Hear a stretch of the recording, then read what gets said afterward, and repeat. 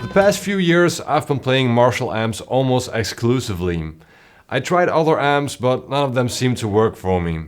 Last year I only had 2 plexi style Marshalls, and even though they can cover a pretty wide range of genres, they don't cover a pretty wide range of sounds.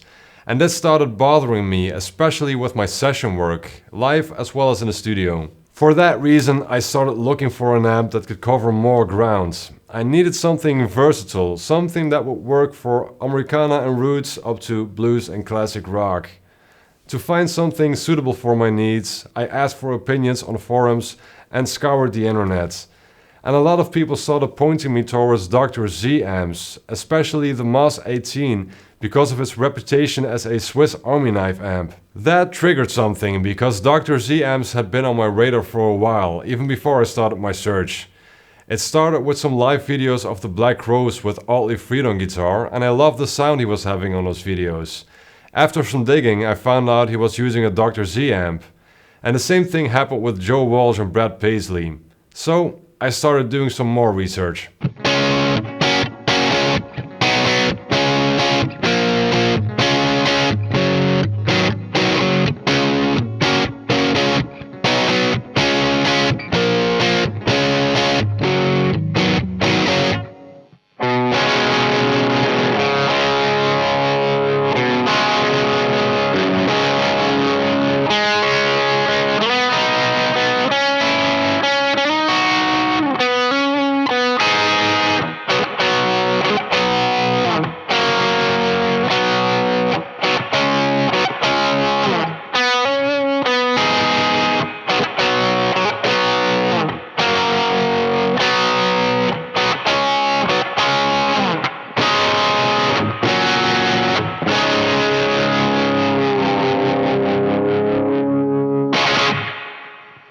A great help in my research were the videos made by Peach Guitars about many of these amps.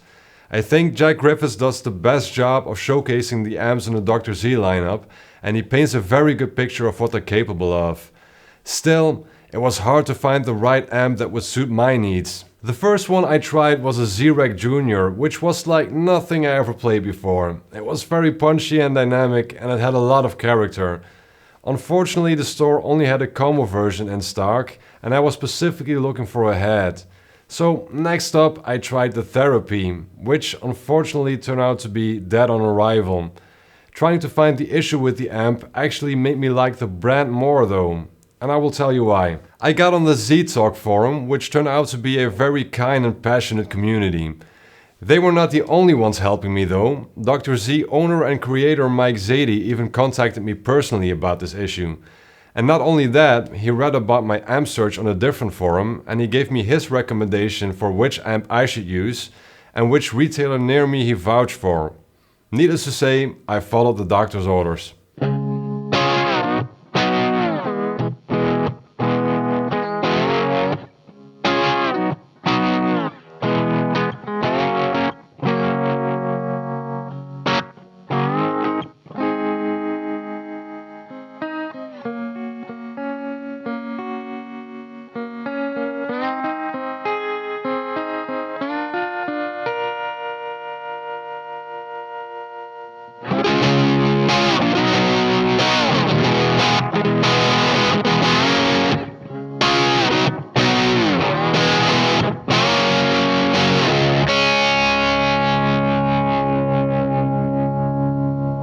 As you might have seen already, I ended up with a Mk2 version of the Mas 18 with reverb.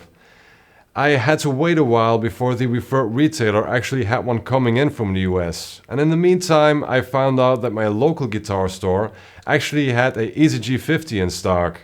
So I went to check that one out. And also it was a great sounding amp with amazing reverb. But for my current search it was too much of a clean amp. So I waited for a Moss 18 to arrive near me. When it did, I jumped on it right away. The retailer called me as soon as the shipment from Ohio arrived in his warehouse in the Netherlands, and from there it went straight to me. And straight out of the box, the amp sounded amazing. But the reverb wasn't working. After 30 minutes of mailing back and forth with Dr. Z's customer service, the issue was solved. It turned out to be a tube that went bad in shipping, and the retailer sent me a fresh one. Issue solved. My wife had been along with me part of the way on this conquest, so she also got familiar with Dr. Z amps. After hearing another one of these amps sounding this awesome, she put her Marshall Origin up for sale the next day and bought a Remedy from the same retailer. And we have been very happy with these amps ever since, which has been more than 6 months of use live and in the studio.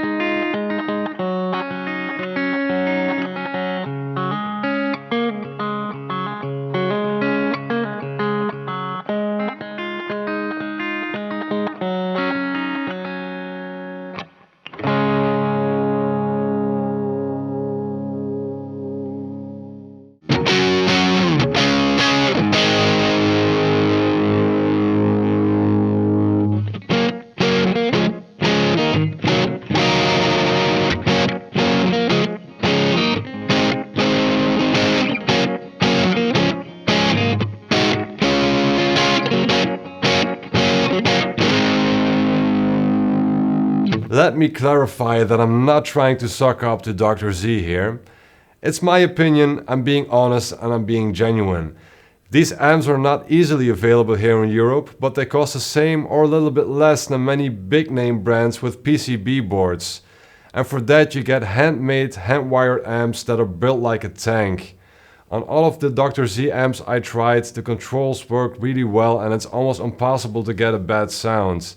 Not to mention the fact that they cover a wide range of sounds in their lineup.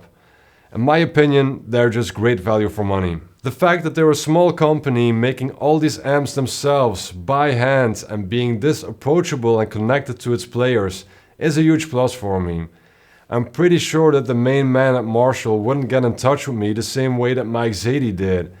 And the community of Dr. Z users and the customer service are also a lot better than anything I've experienced before. When I started my research, I was missing more videos like this. And after my own experience, I wanted to share this with you.